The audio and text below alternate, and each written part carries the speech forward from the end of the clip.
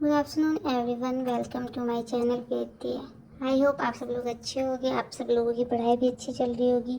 तो आज हम लोग अपनी सिलेबस अकॉर्डिंग टू एनसीईआरटी एक न्यू पॉइंट के बारे में बात करेंगे, जिसका नाम है भेषज कल्पना के आधारभूत सिद्धांत, फंडामेंटल प्रिंसिपल्स ऑफ भेषज कल्पना। इसमें हम लोग देखेंगे कि उसके क्या क्या सिद्धांत है, क्या क्या उनके अंतर्गत क्या क्या आता है, क्या क्या उनके उदाहरण है। तो ये या तो पूरा क्वेश्चन आ सकता है कि आधारभूत सिद्धांत बताओ, या फिर उसका कोई भी एक सिद्धांत आ जाएगा कि इसको एक्सप्लेन करो विद एग्जांपल, या फिर कोई भी एमसीक्यू आ सकता है। तो ओवरऑल ये वाला जो हमारा टॉपिक है काफ़ी इंपॉर्टेंट है, और इससे क्वेश्चन आए भी है, लास्ट ईयर भी आए हैं और आगे भी आ सकते हैं। So listen carefully. So firstly we are talking about its आधारभूत सिद्धांत। तो इसका पहला आधारभूत सिद्धांत है हमारा परिभाषा एवं मान। दूसरा अनुक्ति विशेषुक्त। तीसरा हमारा औषधि द्रव्य की विशिष्टता। चौथा हमारा पंचविध कषाय कल्पना। परिभाषा में हम देखेंगे कि इसकी परिभाषा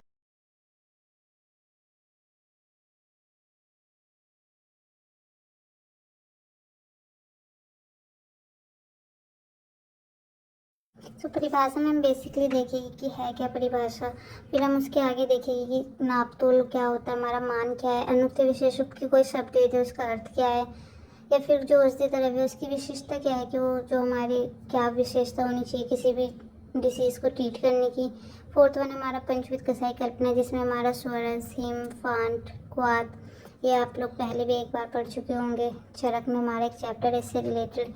नेक्स्ट जो हमारा सिद्धांत है वो है द्रव्य स्थिति, रस, गुण, वीर्य, विपाक तथा प्रभाव।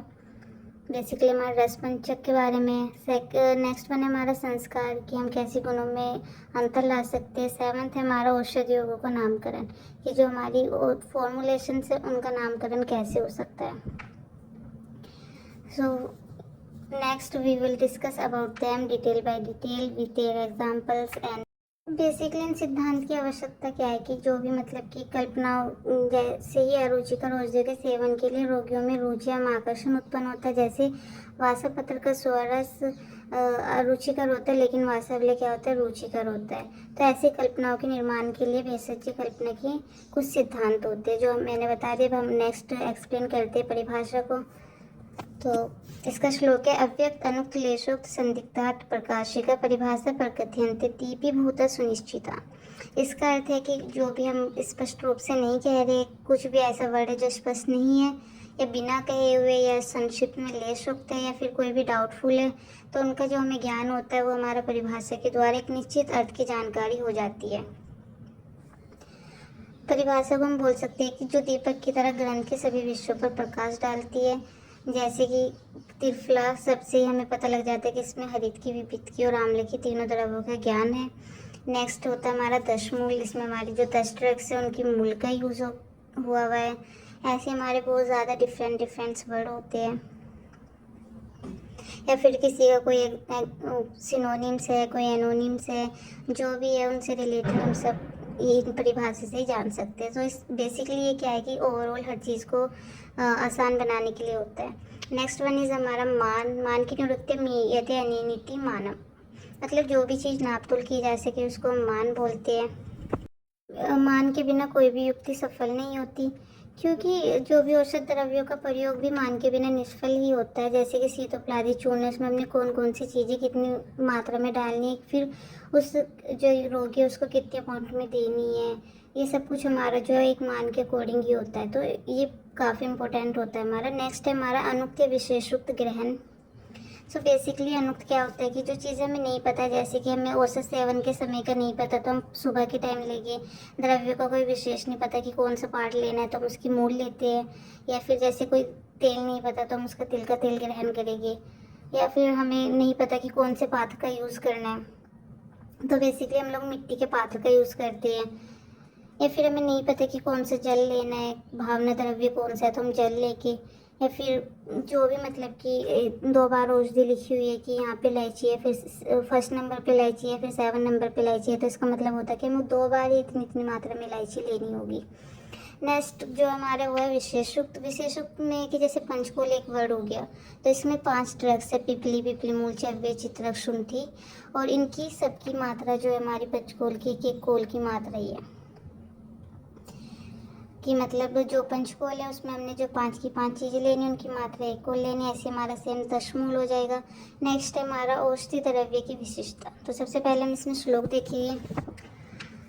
बहुत तत्र योग्यतम अनेकविध कल्पना संपश्येति चतुष्कयम द्रव्यनाम गुण उच्यते। आप लोगों ने पहले इस तरह के चैप्टर नंबर 9 में ये वाला श्लोक याद किया होगा कि जो हमारी औषधि है वो प्रभुत मात्रा में उपलब्ध हो, औषधियों के रोगनाश में समर्था हो, एवं औषधि में अनेक प्रकार की कल्पना की योग्यता हो कि उसे हम वटी की फॉर्म में भी ले सकते हैं, सिरप में कोई कल्क बना के ले सकते हैं, और उसकी जो औषधियों का रस गुण आदि से युक्त होने पर ये भेषज निर्माण के लिए जाना चाहिए कि उसमें सारे गुण हो कि वो ट्रीटमेंट भी करे ना, ये सब कुछ उसके अंतर्गत आना चाहिए।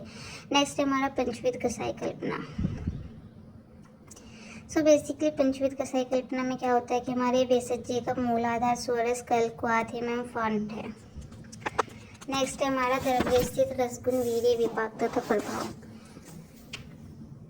तो ये हमारे जो रसपंचक होते हैं अपने पांचों ही द्रव्यों में रहकर अपने अपने कर्मों को करते हैं, और सभी द्रव्य हमारे पंचभौतिक होते हैं। तो जो हमारे रस है उसमें पंचभौतिकता होती है, जैसे कसाई रस में वायु प्लस पृथ्वी तत्व की प्रधानता वाला होता है।